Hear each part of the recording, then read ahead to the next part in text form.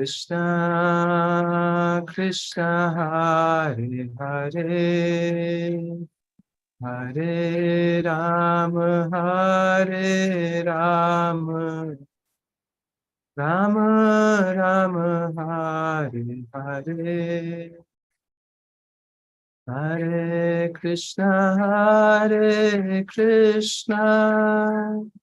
Krishna Krishna Hare Hare Hare Ram Ram Ram Hare Hare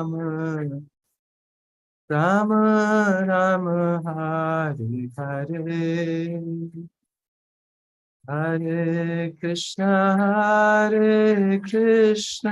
Krishna Krishna Krishna Hare Hare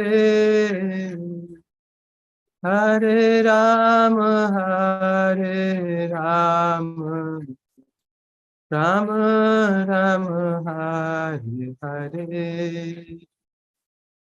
Hare Krishna Krishna Krishna Hare Hare Hare Ram Ram Ram Hare Hare Hare Krishna Krishna Krishna Hare Hare Hare Ram Ram Ram Hare Hare Hare Krishna Krishna Krishna Hare Hare Hare Ram Ram Ram Hare Hare Hare Krishna Krishna Hare Hare Hare Ram Ram Ram Hare Hare Hare Krishna Krishna Hare Hare Hare Ram Ram Hare Hare Hare Krishna Krishna Krishna Hare Hare Hare Ram Ram Ram Hare Hare Hare Krishna Krishna Krishna Hare Hare Hare Ram Ram Ram Hare Hare Jaya Gaura Nitai Gaura Nitai Jaya Gaura Nitai Jaya Radha Damodar Radhe Jayo Jagannath Jayo Baladev Jayo Subhadra Mai Jayo Sudarshana Jayo Prabhupada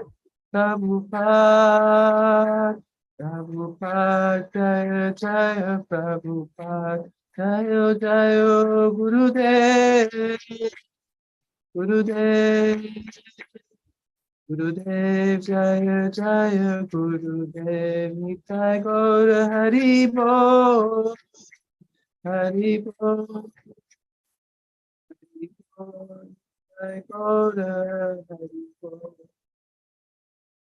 Harinam Sankirtan Yagya Ki Jai Srila Prabhupada Ki Jai Ananta Koti Vaishnava Vrinda Ki Jai Nitai Gaur Premanande Hari Hari Bol Hare Krishna. So let's welcome His Grace Nitai Prabhu among us. That Prabhuji is sharing his realized knowledge through this book, and this will be like helpful for us in preaching to the new youths and even like cultivating these qualities in ourselves also. So let's welcome Prabhuji by opening our cameras and then loudly chanting Hare Krishna Mahamantra. Hare Krishna Krishna Krishna Hare Hare Hare Ram Ram Ram Hare Hare. I request devotees to please switch on your cameras. आप लोग तो सब वो हैं जो offline आते हैं, कुछ एक्स्ट्रा आए हैं, कुछ और डिवोटीज भी आ गए. Adani Anshuman Prabhu ki jai. So we request devotees to please switch on your cameras.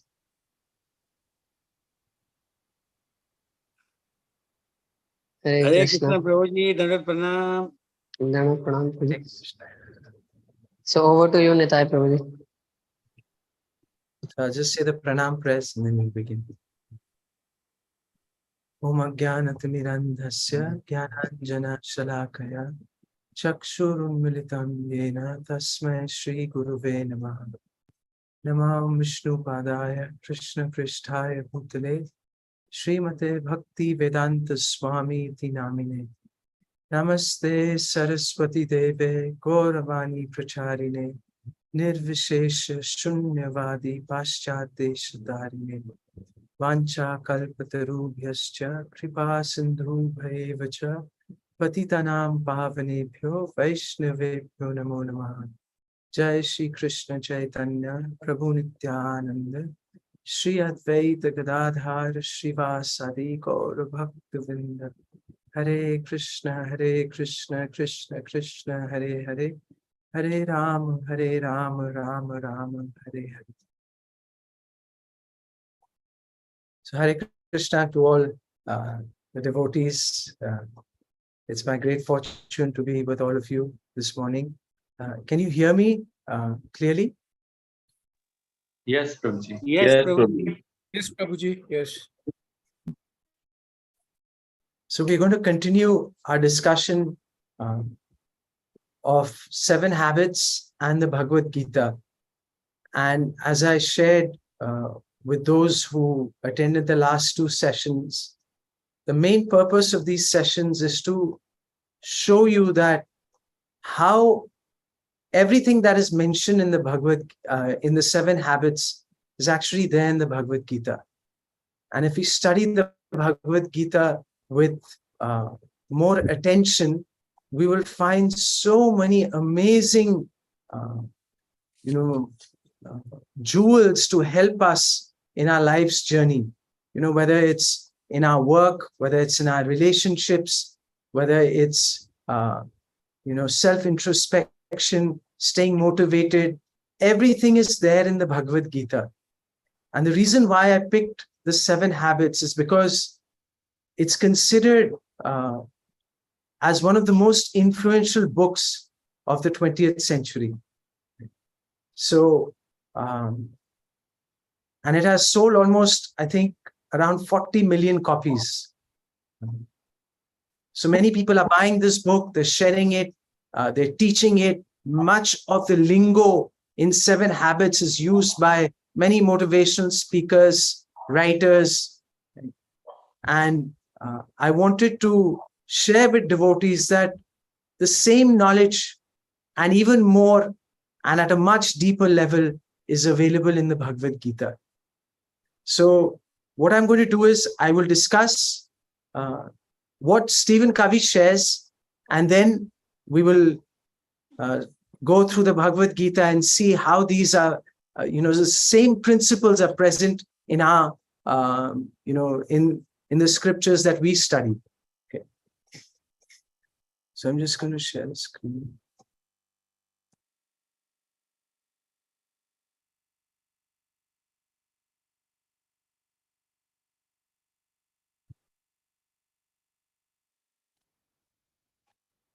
So the first habit is called be proactive.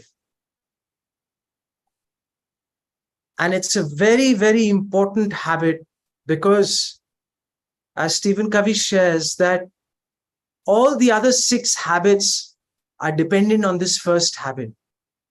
If you don't develop this first habit, it's going to be very difficult to develop the other 6 habits that he shares. Now, interestingly, right in the beginning of the chapter, he shares what are the differentiating factors between humans and animals. This is an integral part of our philosophy, right? The purpose of human life, the amazing opportunity to have this human form. And why is it amazing? So Stephen Covey shares 4 things. So the first thing he says is the ability of self-awareness, to understand who we are, and the ability to think about our own thought process, to examine our feelings, our moods, and even thoughts. Are they helpful for us? Are we thinking in the right direction? How are we thinking? What is it that's making us think? What is it that's motivating us? What are our intentions? So this ability of self-awareness is unique to human beings. And he says that with this ability, we can examine our conditioning, our paradigms, and see what's really motivating us and how we're being influenced and how we're being conditioned. And what's it that's conditioning us? And then the other three abilities he talks about, and he calls them human endowments. One is imagination. So what does this mean?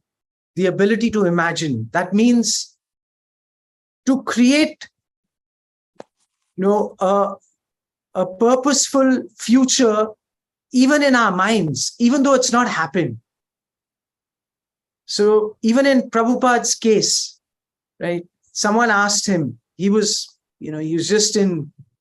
started the movement, or he was just beginning. In his beginning days, people asked him, how many disciples you have or how many temples you have. And he didn't have any.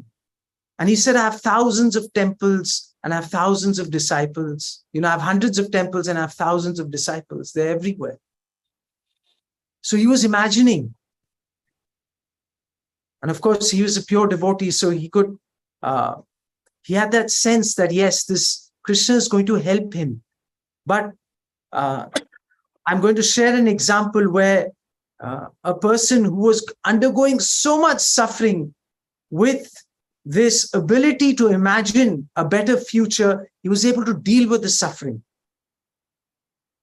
And then we have conscience, which is a deep inner sense of what is right and wrong. Many times when we do wrong things, we feel in our hearts that, no, there's something wrong that we've done, right? Our conscience pricks us. So this is an ability, unique ability of the human form, right? To be able to discriminate between right and wrong. And the last thing he talks about is having an independent will. And this is the ability to act in very, very difficult circumstances, and still have that capacity to act and do amazing things. And we see that in the lives of devotees, and when they, if we examine the mission in Russia, all the difficulties that they went through, and what it took for them to actually try to develop their Krishna consciousness. Without a strong will, it would have never been possible. They went through so many challenges, and still going through so many challenges. Devotees in Ukraine, Russia, how they're managing in China. So now I'm going to share with you an example of someone who went through intense suffering. And this is an example that Stephen Covey shares in the book. And it's the example of an Austrian psychiatrist named Viktor Frankl. Right? He was born in 1905, and he lived in Austria and Vienna. And he was a trained psychiatrist, and he was trained under the same philosophy of Freud. Right? So he grew up in this philosophy of determinism, where according to Freud, whatever happens in our childhood, all the influences and all our experience they practically determine how we are going to behave in the future, and we are going to be limited by the experiences that we have in our childhood. Right? So if we have a good, healthy childhood, that means we will have a good, healthy future. If we don't have a good, healthy childhood, then our future will not be so bright, because we'll be limited by those experiences and that the impressions of the unhealthy experiences we had in our childhood. And when he was around 37, and he's just gotten married. He was married for maybe 9 or 10 months. He was put into the concentration camps in Germany. Not only him, his entire family, his parents, his brother, his wife, right? And his wife was in another camp. So he didn't even know where his wife was. And the amount of suffering that he went through, it's inconceivable. He would be daily tortured, and he would see people being tortured and being sent to the gas chambers and being put to death. His own parents were put to death. His own brother was put to death. And he was in a horrifying atmosphere. In fact, he was in a situation, they practically took away everything from him. His dignity, even his name. Like in those camps, what they would do is they would tattoo a number, and they would shave your head, and they would take out your, practically shave you. So you'd have, they take your hair, they take your name, right? You'd be called a number. And he was even stripped of his clothes. So he was in this cell. He was in this dark cell. He was naked. His dignity gone. His family gone. His freedom gone. So he's isolated in this cell. And in that most depressing, most difficult and inconceivable circumstances, he had a deep realization. And he realized that although they've taken everything away from him, that he owned his relatives, his dignity, his clothes, his hair, his name, there was one thing that he still had. And that was that he still had the freedom to respond to the suffering in the way he wanted. So this is quite amazing that even in that, such acute suffering, he realized that he had a choice. He still had a choice to respond to the suffering in the way he wanted, and not the way that, the guard there wanted or the Nazis wanted. He still had that freedom.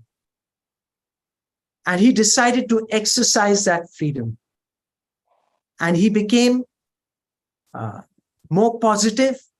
Right? He started writing. He started noting down his realizations. He started finding meaning in the suffering. And he started helping others. So he started motivating others to deal with the suffering. And he realized that this potential was there. There were people, who were being starved.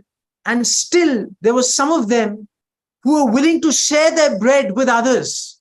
So he realized that, there was something, there was this human ability to do good even in the worst of circumstances. And he started feeding on that. And he started nurturing that in other people and in himself. And even though he was in the midst of so much suffering, he was able to contribute and stay positive, and even influence some of the gods. And these gods they were so treacherous. These gods, insensitive. They were rude. They were brutal. But still, he was able to influence some of the gods, and they became kind.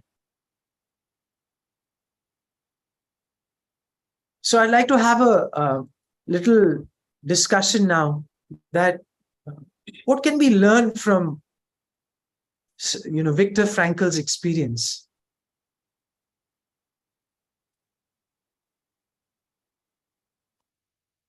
Power of the mind. Power of the mind. Very nice. What else? Hare Krishna, Prabhuji, Pranam.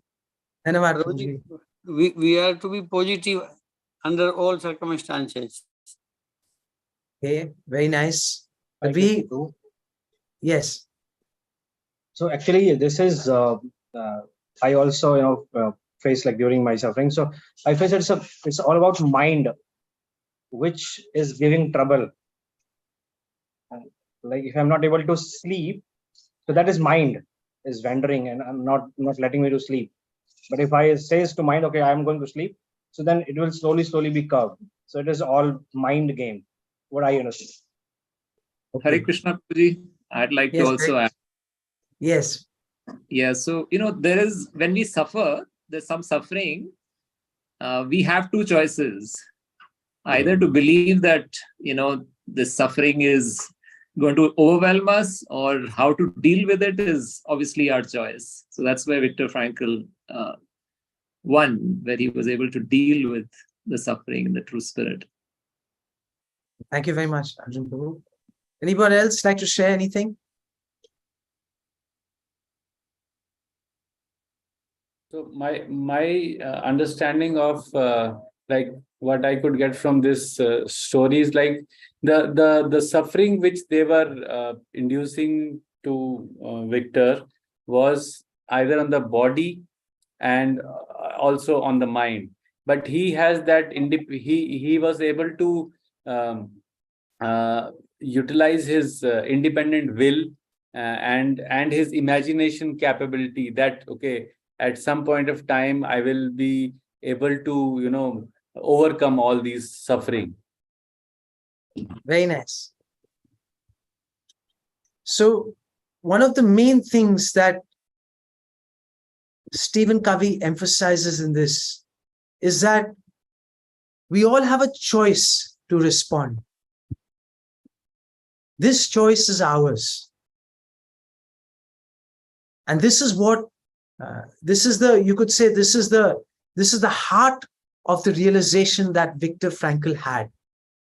This is the core realization that he had, that even though I have nothing and I'm under so much pain and I'm witnessing so much suffering, but this ability or this freedom to respond is still there with me. I still have this choice. And that is what helped him to overcome that and come out of it. And Stephen Covey shares that between the stimulus and the response, stimulus means, whatever the situation we are in, the circumstances we are in, or whatever happens to us, that's the stimulus. And between the stimulus and the response, there is a freedom to choose. And how do we exercise that freedom? These are the 4 things that help us exercise this freedom.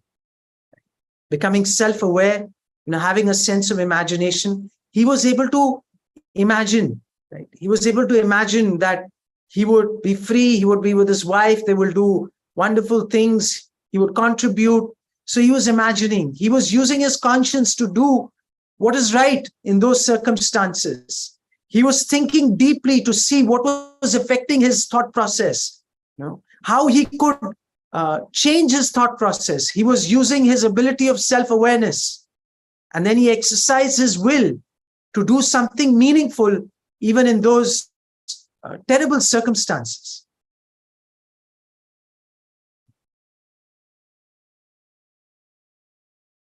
And this is what explain on this point, Prabhuji, self-awareness and then imagination, like maybe one example, I mean, a bit detail.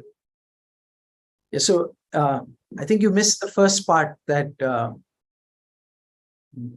right in the beginning of the chapter, Stephen Covey explains that how human beings have these 4 unique abilities that distinguish them from animals.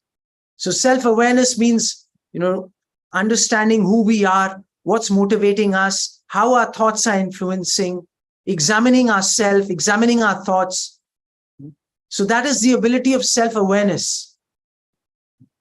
Imagination is that we can use our imagination of, even though we may be in terrible circumstances, we can still imagine how things will get better, how we'll be able to contribute, how we'll be able to stay more healthy and positive.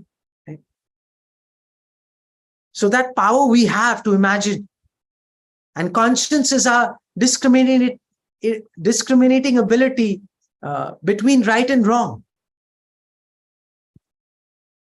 And will is our choice to keep doing something, right, and not give up, exercising our willpower, the power of the will to stay determined and keep acting and doing something, even though we may feel down and out.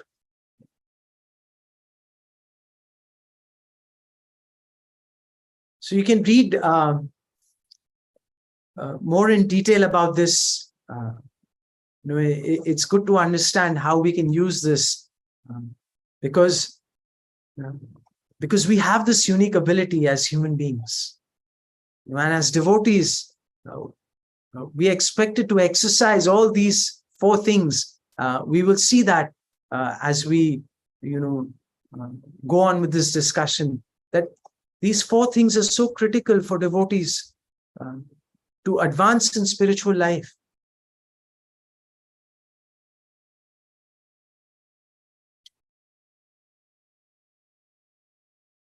So we're going to move on now. Is that clear, Prabhu? Narmada Jivan Prabhu? Yes, Prabhuji, thank you.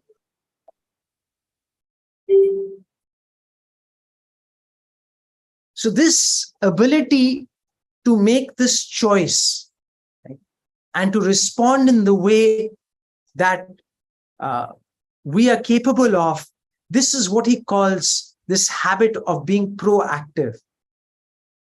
So what he says is that as human beings, we are responsible for our own lives. And what we do, our behavior, is a function of our decisions, not our conditions. So even though our conditions may be very difficult, right, but we can decide to do something meaningful even in the most difficult of conditions. And he says the ability to subordinate feelings to values. That means, we may feel depressed, we may feel negative, but we can subordinate those feelings of depression, of negativity with more positive values. And we have the ability to take initiative even in the worst of circumstances and make things happen. And he describes this habit of being proactive as having the ability to choose our responses. Response able, right? So we know the word responsible, right? But if you break the word into response and able, it becomes response able. We are able to choose our response. This is a very nice way he describes this word responsible. So each one is responsible for our lives and our decisions. And this is the habit of being proactive. And now he's going to define some more details about, give more details about what it means to be proactive. So we have two types of people. One is reactive and one is proactive. So anyone like to read this? Anuj Prabhu, would you like to read this? How does a reactive person respond? Sure. Proactive and reactive differences. Reactive life is function of our condition, is strongly affected by physical and social environment, driven by impulses. Whereas the proactive is life is a function of our decisions, not affected so much by physical or social environment, able to subordinate impulses to a value. Okay. Thank you very much. So can you give an example of a reactive person? How would a reactive person respond in the situation that Viktor Frankl was in?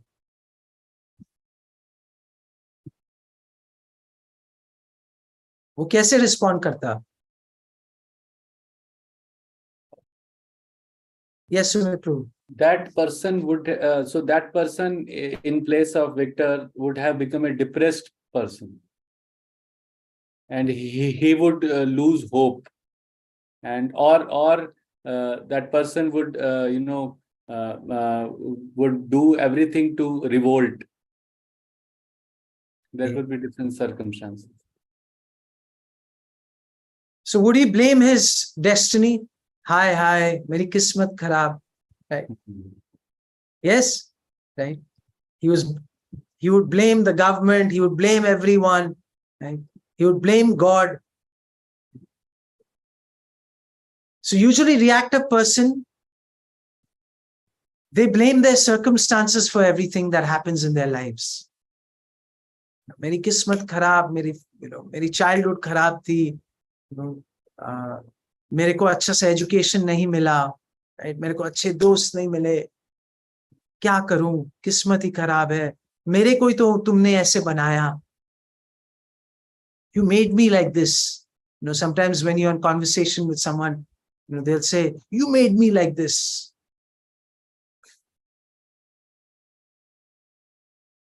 But Rudy, I think you have just a few minutes ago made one statement that a healthy childhood also influence your adulthood. Like that is according to Freud. Okay. So yes, obviously that things influence us. Positive experience will, generally the tendency will be that we will tend to be more positive if we've had healthy experiences. But that's not always the case, right? That is not like a fixed truth. There are people who go through many difficulties, but they come out very positive. There's one lady, Sindhu Tai. Have you heard of her? Yeah. So did you think she went through good experiences in her life? Not at all. Not at all. Yeah. So how did she respond? She went through the most traumatic experiences. She had to live in some Shamshan Ghat. Can you imagine her life?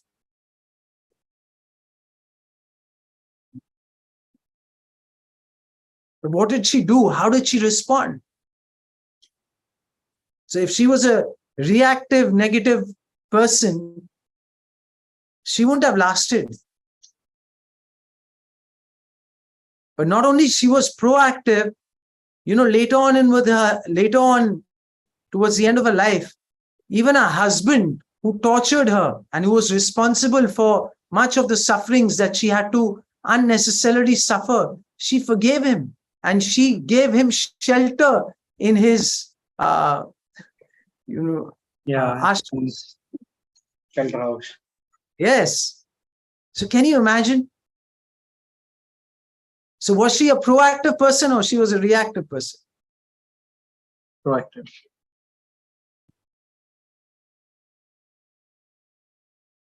What is the meaning So of this sentence? Able to subordinate impulse to a value.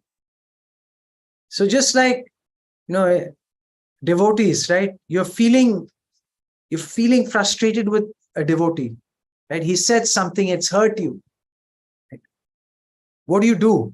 Do you immediately react? No. What do? How do you control yourself? How do you manage? Keep quiet and just maybe try to see the things in different way, how it is, why it is so, then do some analysis research. Yes. So then what are you doing? You're subordinating, means you are using the power of values, of knowledge, of introspection to control that impulse of anger and frustration that you're having. Okay. And this we do all the time. Yes. We try and do all the time. We should be trying and doing all the time. In fact, we should be doing with kids as well. Yes.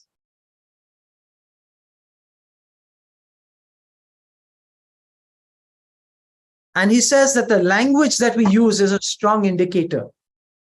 You can tell a reactive person from a proactive person by their language. Jitin Prabhu, can you just read the reactive language? Yes, Prabhuji. Yes. So the reactive language is, there's nothing I can do. That's just the way I am. That makes me so mad. I have to do that. I can't. I must. So what did you understand? So what did you understand from this reactive language? So it's predominantly, he is kind of a pessimistic approach or a negative approach where he's helpless. He's not able to come out of his situation, and like he says, that makes me so mad. So he's quite immediately reacting to whatever is happening to him, because of which he's feeling that his madness is coming out. Yes. So, how many times we meet people, they say, मैं ऐसे ही हूं, मेरे से नहीं होगा, मेरे को ना ऐसे ही बनाया है, तुम्हारे चलते मैं ऐसे बनी हूं, या तुम्हारे चलते मैं ऐसा बना हूं,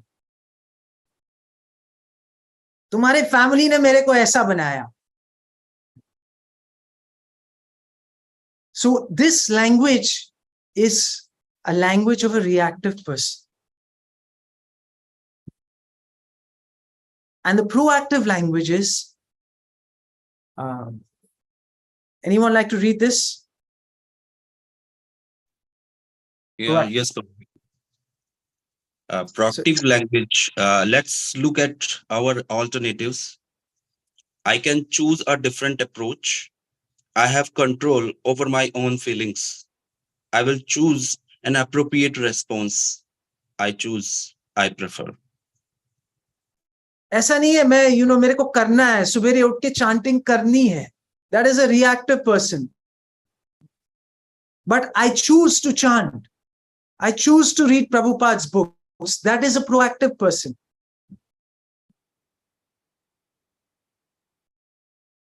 And our language, you can tell a reactive and a proactive person a lot of times by the language that they use.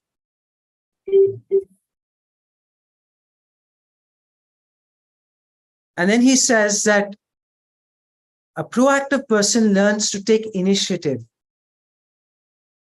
So even when things are difficult, when things are inconceivably challenging, they take initiative.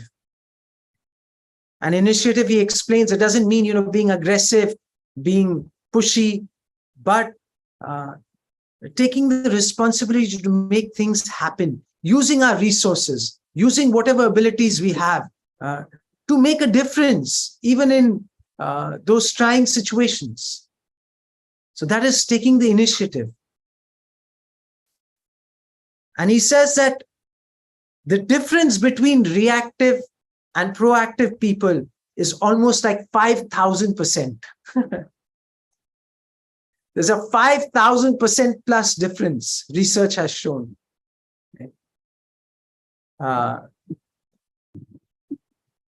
So there is a night and day difference between those who exercise their proactive muscles or proactive ability and those who do not use their proactive ability. There's a huge difference between these type of people. So now, I'm going to share with you Srila Prabhupada's life. Just very briefly, especially all the challenges he went through. So right from the beginning of his life, Prabhupada lost his mother, early in his childhood. And when he was, I think he was around 13, he lost his mother. And then he had to live through 2 world wars. Right? He had to live through this plague which happened. And then even in his childhood, when his father, exposed him to different sadhus, he was quite disappointed, with the quality of the sadhus that he met. And even his first trip to Puri, after he finished his studies, he went to Puri. He came back quite disappointed. And then, as he started his career, when he got married, right, he didn't like his wife that much. And in his career, we see he went through immense setbacks. He started his career as a manager in a chemical company, in a pharmaceutical company. And then he somehow moved from Calcutta. He went to Allahabad. He started his own business there, but that business also did not flourish. Then he moved to Bombay. Right? He tried to set up his business there. And after trying for quite some time, even there he had to wrap up his business. He had to come back again to Calcutta. Again, he went to Allahabad. And many times in his life, his business would start to do well, and then it would collapse. And his family life, his wife didn't support him in his preaching, in his Krishna consciousness endeavors. Even though, even as a Grihastha, he was trying many ways to support the Gaudiya Math, especially when he was in Allahabad. He helped them, get the, establish the temple there. And even when he went to Bombay, he helped his god brothers in Bombay. And he was always trying to help. When he came back to Calcutta, where he was living, he gave one of his rooms to his god brothers. So he was always trying to help, but he didn't get much help from his wife. He wrote the Bhagavad Gita, and it took him it took him a long time to write the Bhagavad Gita. And then one day it got stolen from his house. And then his wife, right, she chose tea and biscuits, over supporting him in his spiritual life. And ultimately he left his family life. He didn't know where he was going to go. He didn't have a place to go. And then when we see that even in his spiritual endeavors, he struggled so much. Didn't get any support from his, god brothers. He was alone, shuttling between Delhi and Vrindavan.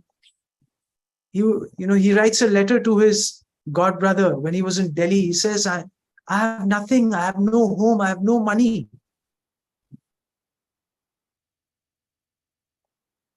The printer who he used to go to try and get his Back to Godhead printed.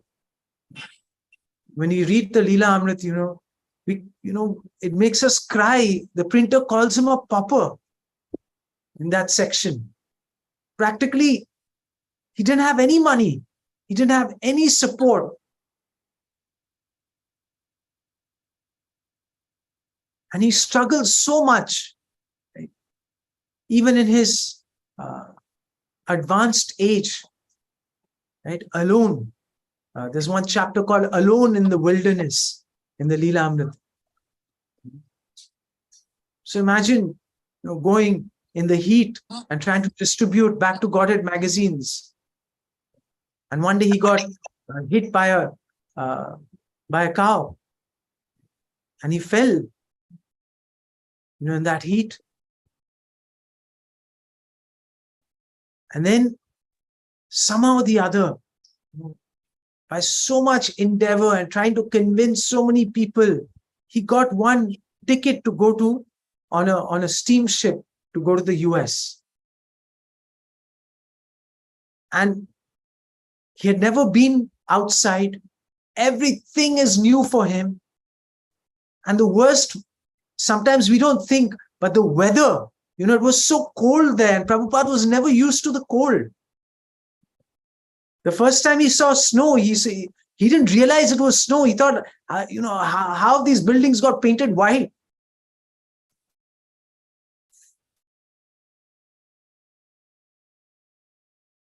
So the more we read about Prabhupada's life, we understand, and we can appreciate the amount of challenges that he went through. And there is one beautiful quote that Prabhupada shares. It is a very striking quote. He says that this is in a letter to Guru Das, Los Angeles. He says, I'm in due receipt of your letter dated August 23rd, 1972, and have noted your contents carefully.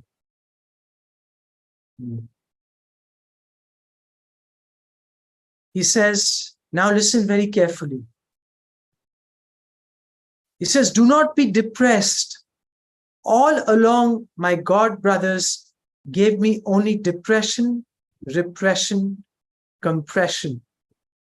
But I continued strong in my duty. So never mind, there is some discouragement.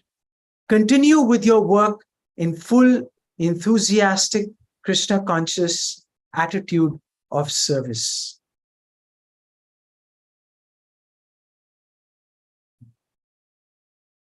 So when we read this, what comes to your mind?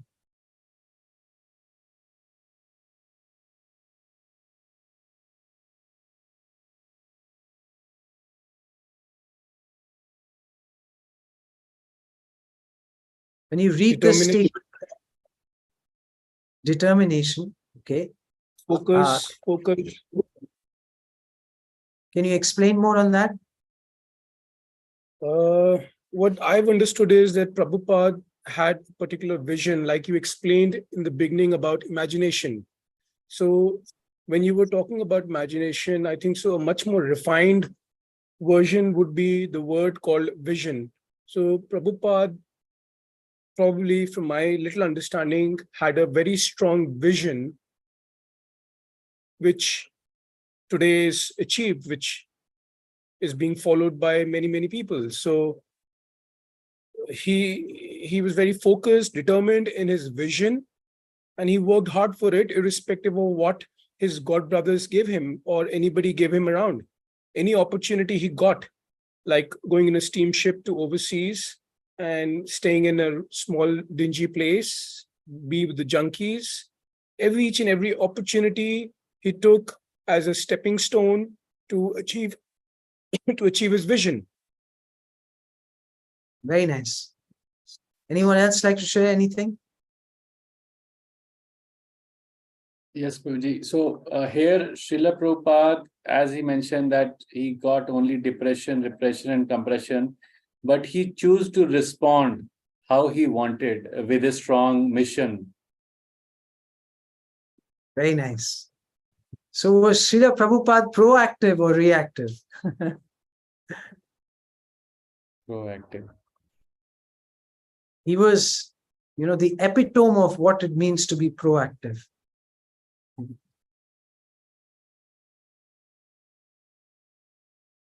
Can you see the connection between this habit and Prabhupada's life? Anush Prabhu, can you see this connection? Is it clear? Yeah, sure, Prabhu. And actually, he has shown his proactive approach because he's not affected by any physical environment or any social environment. Yes.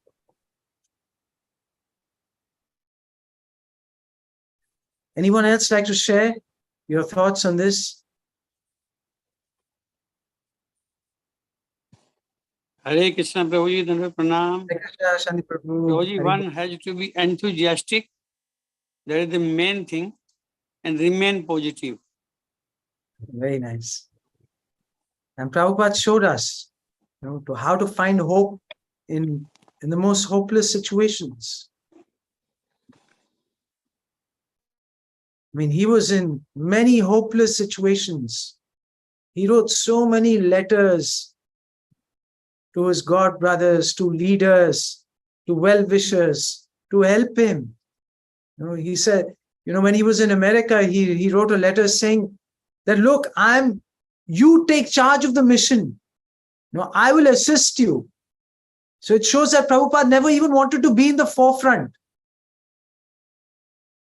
But he so much wanted to execute the orders of his spiritual master that he was even willing to, let someone lead the mission. There's one letter to his god brothers saying this, that you come, I will assist you. There's one famous quote. It says that you can achieve anything in life as long as you don't mind who gets the credit.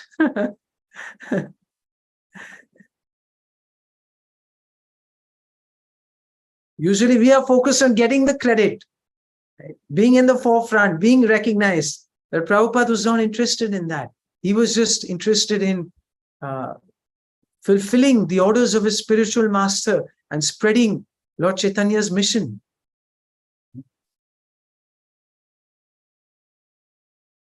So now we look at this in the Bhagavad Gita.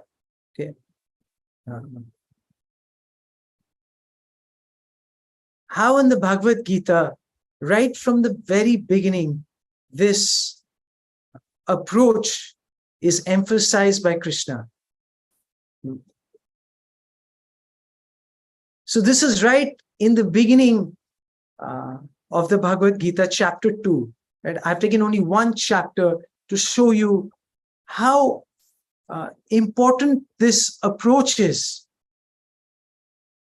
which we have been discussing, and how much Krishna emphasizes this in the Bhagavad Gita, and right from the very beginning. So chapter 2 is called the contents of the Gita summarized. And Krishna starts to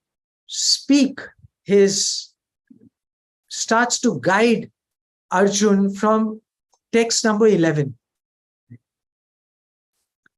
And right in the beginning, one of the first instructions that he gets in text 14, Matra sparshas tu konteya sitoshana sukha dukkada agama paino na nitya stam titikshava va bharata. So Arjun Prabhu, are you there? Can you just read this translation of text 14? Yes, Prabhu. O son of Kunti, the non-permanent appearance of happiness and distress and their disappearances in due course are like the appearance and disappearance of winter and summer seasons. They arise from sense perception, O scion of Bharata, and one must learn to tolerate them without being disturbed. So what did you understand from this? So, I mean, it's in a way sort of reassuring that this whole non-permanence and appearance and disappearance of suffering is commonplace, and that's if you're in this material entanglement, these are pretty much given, like you have to sort of accept it, and they arise from sense perception. So even in chapter 15 of Bhagavad Gita, the first 2 verses or first 3-4 verses talks about the Ashwatha tree and the entanglements and all of that. So it's really an interesting conclusion to our understanding that the person who is, has this equanimity in his head will not be distressed and has control of what Viktor Frankl, we were discussing earlier, had, that, has an ability to respond to the stimulus. So it's kind of connected. So excellent verse for the topic. Narmada Jeevan Prabhu, you have your hand raised. Can you read the next verse and then share what you have to share? Can you read the translation to text number 15? Okay. So best among men, Arjuna, the person who is not disturbed by happiness and distress and is steady in both is certainly eligible for liberation. So can you share something on this? What did you understand from this? So, I was trying to relate this verse with your talk that you are giving regarding this Stephen Covey's teachings, as well as this Viktor Frankl experience that he had, or the realization that he had. So actually it is connected from Bhagavad Gita only. So the Bhagavad Gita in Krishna says that the choice of response we have. So if we are unaffected by our happiness or distress, which can be done by the use of mind, that I'm not this body. So Bhagavad Gita talks about like more deeper, which Victor has realization that I have a choice. But Bhagavad Gita says that he's talking on a one level, but Bhagavad Gita is going on the root level. That how can you be in this situation when you know that you are not body, you are a soul, and this is all because of a mind who is causing all this happiness and disturbance or distress. But if we remain fixed, then Krishna says that you will get liberation, means you will be out of these situations. This is my understanding. Limited. So the last 2 words are very, very important, right? He says, Samas dukkha sukha dhiram. So that person, amritvaya kalpate, right? So he becomes eligible for liberation.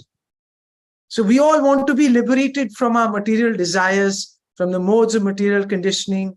And that's not possible if we do not remain steady in both happiness and distress. This is an essential quality of being a yoga practitioner or a yogi. This is a quality, this is a defining quality, being steady in happiness and distress, which has been demonstrated by Srila Prabhupada and many great acharyas and sages, that how they were able to tolerate very difficult and circumstance, not only difficult, but also when things went well for them, they were still unaffected. It's not that they raised their standard of living, like Prabhupada, he didn't change his diet when, there were so many restaurants in ISKCON and where there were so many resources. He was still eating the same thing, right? He was still living the same way. His routine was the same. He was totally unaffected when he was in the Bowery, or when there were, hundreds of temples and thousands of disciples and people taking him in a Rolls-Royce car. He was unaffected.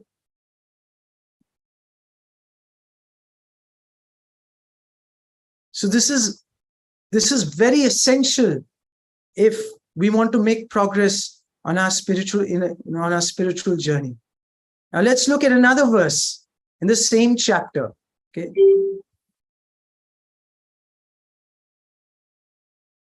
Let's see who I can call on.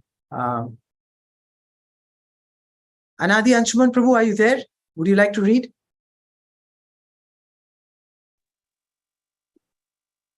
Sure, Prabhuji.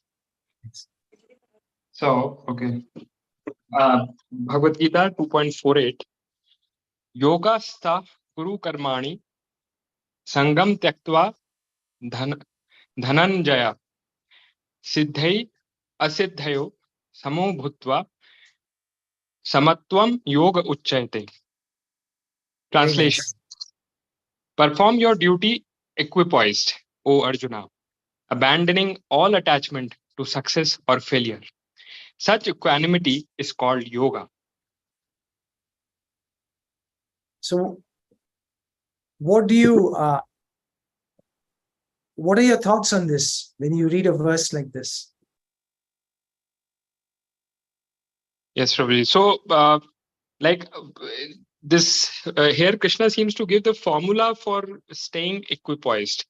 And the formula is that if we abandon attachment to the outcome, whether the outcome is a success or it's a failure, when we give up that attachment, we'll be able to maintain equanimity.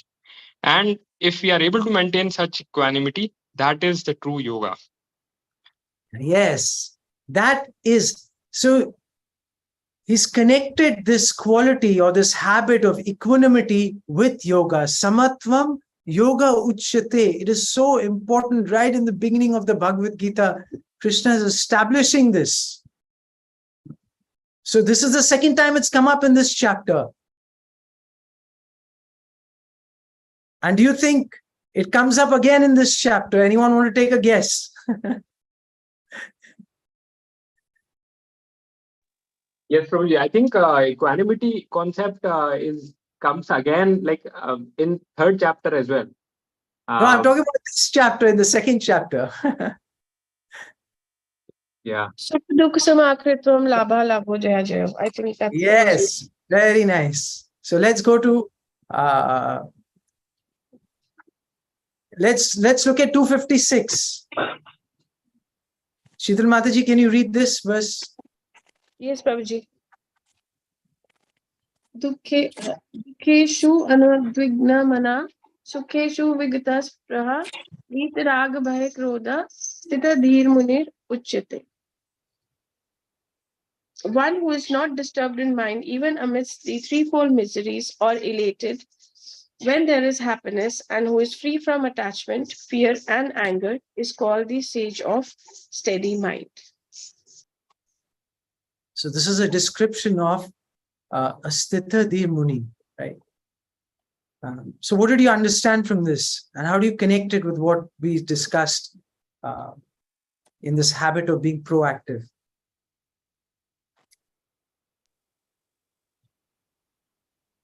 I joined the class a little late, so I do not know the initial concept that we were discussing. So maybe I'll not be able to say. So anyone else like to volunteer who have your cameras off?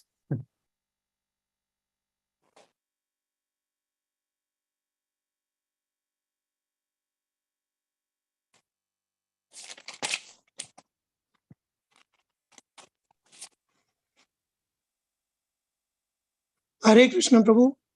Hare Krishna and Govind Prabhu, Dhanwad. Dhanwad Pranam, Prabhu. So indeed, it's a great link between what you discussed with that example of Victor and here. In the common link is that when you act not according to the situation, but not a reactive step, but a proactive step you are taking. Because if we understand this, all these threefold miseries are on the bodily platform. When we rise above this bodily platform, then we are able to see beyond it and we are able to be detached from it. So that gives us that strength to act upon not reactive, but proactively. So that is what I understood, a link between two. That is how Victor was also able to take that step of not reacting in all those miseries, those were being inflicted upon him, and took that proactive step, that and had that hope that one day it will be over, and it can be overcome. Very nice. And what does this mean? That you should not be elated when there is happiness. Because both are on the bodily platform, and these are temporary. Both these situations, the happiness and distress, both are going to pass. So if you are not affected while you are happy, the same will be so when you are distressed, because both of these situations can't be under your control. These are being inflicted upon you. So you need to be in control in both the situations. Otherwise, if you are happy in the if you are happy in a positive situation, then you are bound to get affected by the when the distress conditions come. So that Yes, is very why good you need point. to be equipoised. Very good point. Yes. So if we let our motivation run high only when things are positive, then when things are not positive, then we are going to be very depressed and affected. Exactly. Yes. Yes. And this is the heart of a devotee, right? This is the heart of the devotee mindset. Now let's read this purport to this. This is a short purport, but this is the essence of how a devotee thinks and how a devotee responds, right? Anadi Prabhu, can you read this one? Sure, Prabhu.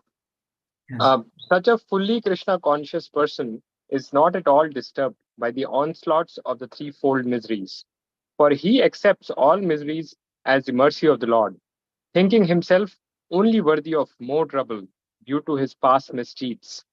And he sees that his miseries, by the grace of the Lord, are minimized to the lowest. Similarly, when he is happy, he gives credit to the Lord, thinking himself unworthy of the happiness. He realizes that it is due only to the Lord's grace that he is in such a comfortable condition and is able to render better service to the Lord. And for the service of the Lord, he is always daring and active and is not influenced by his attachment or aversion. Attachment means accepting things for one's own sense gratification, and detachment is the absence of such sensual attachment.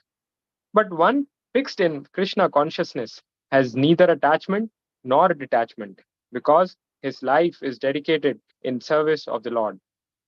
Consequently, he is not at all angry, even when his attempts are unsuccessful. Success or no success, a Krishna conscious person is always steady in his determination. So what did you like in this purport? What did you find inspiring or striking? So, like on the same principle, like how to maintain equanimity. So, like elaborating further on that theme, here Prabhupada is sharing that one, that he should not be attached to the outcome. Second is that he should take responsibility for what is happening by understanding that this is the outcome of his own karma. And Very in nice. fact, it in a way, he also gives a formula of transforming the state of victimhood to that of responsibility by saying that in fact one should consider that he deserved even worse, but it is because of the grace of Krishna that he is the outcome has been so mild. So in a way, it changes victimhood to gratitude towards Krishna. So Very yeah. nice. And I really like the last line: success or no success, a Krishna conscious person is always steady in his determination, right? Such a, these are like jewels, right? If you read this purport, it's like it's so relevant for us. Every day we can remember this because we go through this practically. Right? We go through ups, we go through downs, in life, so many challenges happen. So we need to secure ourselves. We need to anchor ourselves to purports like this because they will help us, and anchor ourselves to good association of devotees. So to help us remain steady in this, wild material world, very unpredictable. So this quality is so important, as we are seeing that, and it's right throughout the Bhagavad Gita. It's not just there in chapter 2. In practically every section, this verse comes up.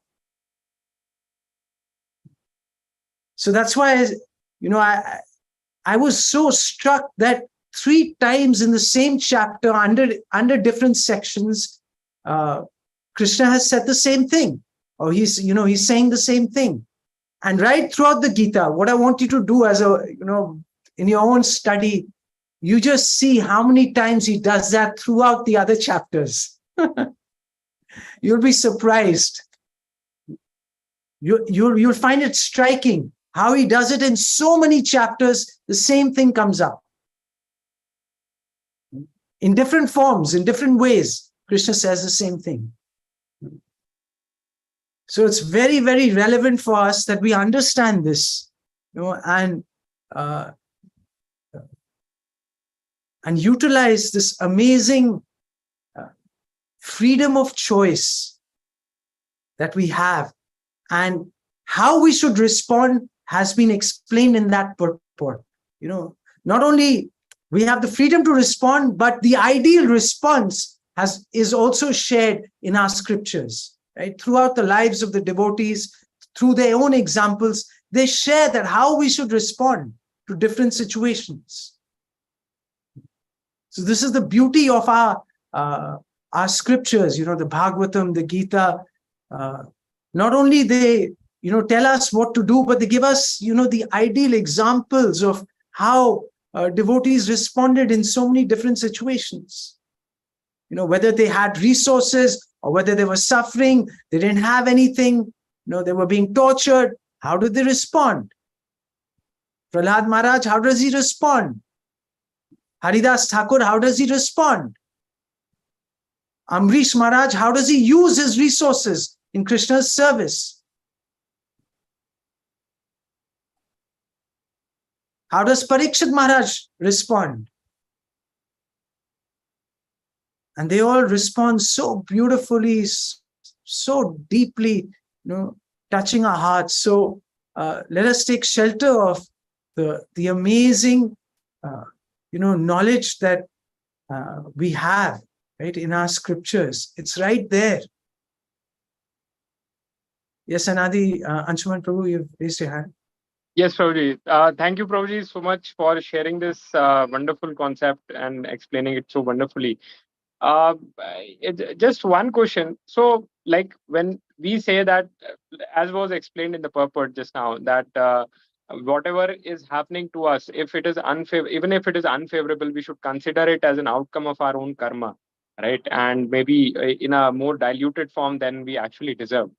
But if one considers a situation that someone is unjustified, in an unjustified way, becoming kind of unfavorable to us. Say, suppose the case of a boss in office, right? So he's in an unjustified way atrocious to someone, right? So then, till what extent should one be kind of passive and consider this as an outcome of karma? And when should one start kind of, in a way, I would say, retaliating against it? Because even in the case of Arjuna, right? So Krishna is not asking him to kind of just bear the atrocities of Kauravas as his own karma, right? Krishna is asking him to fight back. So Yes. yeah. So what is the I would say threshold till when one should be passive about it, and when one starts become kind of retaliating for this? Thank you. That's a very thoughtful question. So yes, there are many situations where, like in your case, you may have an unjust, unfair, supervisor or a boss, and they treat you really unfairly. So then, proactive doesn't mean you just kind of become passive, right? You take the initiative to put up your case, right? In a sensible way, not in an emotional way, but in a sensible way. To put up your case that that you deserve a fair treatment. And then after you try for a few times, if that doesn't work, then you try and find something else. And if you can't find something else, then you know that, okay, you have to go through this for some more time till you can find an alternative. So there's no we have to take counsel, we discuss with others, because every situation is different. So it's not that we say, okay, my karma is to accept this suffering from my boss perpetually. No. That may not be the case, right? That may be okay. That may be a signal for you that maybe you need to do something, you need to find something else. So it's not always that, we stay passive and just accept. But in certain situations, we can't do anything and we accept that. Like Prabhupada's example. He tried many times to make his business successful. So it's not that he tried once, he failed, and he says, no, now it's over. Right? This is my karma, and I'm not going to, try to make money and use the money in Krishna's service. He tried again. Then he tried again. Then he tried again. Then when it got to 5 or 6 times, then he decided, then he reflected on this verse in the Srimad Bhagavatam, where he says that when Krishna sees that you're sincere, but you may have still, a little bit attachment, then Krishna takes away everything from you. He takes away your wealth, so if your wealth is gone, then your friends and relatives, they all desert you. And then you have no shelter except the shelter of the Supreme Lord, right? So you kind of it makes you completely surrender to the Lord. And that's how Prabhupada took that indication that, after so many times his businesses failed, his family didn't cooperate, he took that as Krishna's mercy, right? Now I'm going to, give everything and, take sannyas and, dedicate my whole life to the Lord. Yeah. So it's, there's no one answer, we have to take counsel and discuss, and sometimes we don't have a choice, sometimes we may get, say, for example, we may have a disease that can't be cured. So we try to some level to cure it, but after many attempts, sometimes you just have to accept that condition.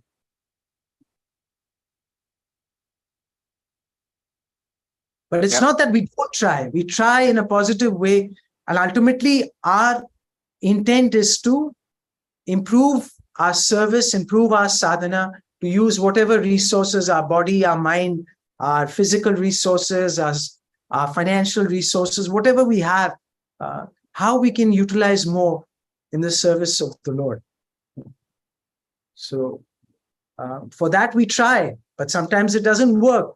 Like Prabhupada tried so many times in India, it didn't work. Then he said, okay, if people in India are not going to help me, I got to go outside. So. Thank you, Prabhu. Thank you for sharing the perspective. Yeah. Hare Krishna. Yeah. This was a question that came up in one of the classes, right? So exactly the same verse we were discussing, like in the relation to the karma concept, and so this question came up. So I thought, no, we try to improve the situation, but it doesn't work. Then we accept. There, and we know, like, okay, when you keep trying, there's a point, that, okay, and that's why we need guidance, so we can share our situation with someone, a mentor or some mentors, so they can guide us where to put the stop. Yeah. Fair point. Juji, you like to share anything from this session today? What did you find helpful? Yes, very interesting also, because it's very real life and pertinent to all of us in whatever that we do. One key takeaway for me is the faith factor. So Prabhupada followed the words of his mentor, and he was determined to, do whatever it was, open temples, publish books at a very old age. So that faith he had that things will turn out positively despite all the troubles. So his determination came from that faith. So I think that's something which is my takeaway, that irrespective of what conditions and situations we face, we need to keep the faith, stay with the determination that we're on the right path, and Maya will come our way. It does in different aspects of what we do, but if we stick to the faith, we will see this through, and we will, progress in the Krishna consciousness. Thank you very much. Yes, faith is very important, especially in these kind of situations. It's our faith that helps us right through many, many difficult situations and helps us to move ahead with determination. Krishna Karuna Prabhu, आप कुछ share करेंगे? I'm so sorry, Prabhuji. I am outside somewhere, so I will only hear. So sorry. Okay. Yes. So if Prabhuji, I just want to re-say the question. I mean, just re-emphasize on the point. I think the question you're trying to ask me now, I think I can relate to it. So I just want to understand if that's the right understanding. So proactively understanding the verse on the lines of proactive, being proactive is, does it mean that, when there is happiness in our life, not reacting to it by being too elated, and in terms of negativity, not being really, trapped in the depression or the negative emotion. However, we should see it in a proactive manner, where we understand all the positive that's happening to us is due to the grace of the God, and hence responding with stability, and at the same time, whatever bad is happening to us is mercy of the Lord, that He's still protecting us with the least minimum damage, and hence not reacting to it. Is that what the proactive approach is? yes, for a devotee, that is it. That is the heart of being proactive. Right. There's a direct link between how Stephen Covey describes and how our Siddhanta describes how we can be proactive. Okay. So right. Thank you very much for sharing. So thank you all very much for patiently hearing. So if no one else has any questions or realizations, then we can end the session. So thank you all very much. Hope you found this helpful, and it's all there in the Bhagavad Gita. So please study it. Rasikesha Prabhu, could you share something with us? Hare Krishna. You have to unmute yourself, Prabhu. We can't hear you. We can't hear you.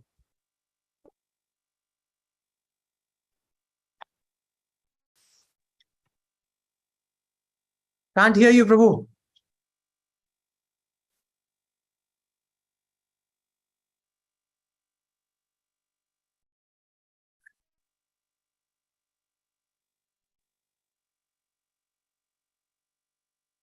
Maybe you have to disconnect and connect again.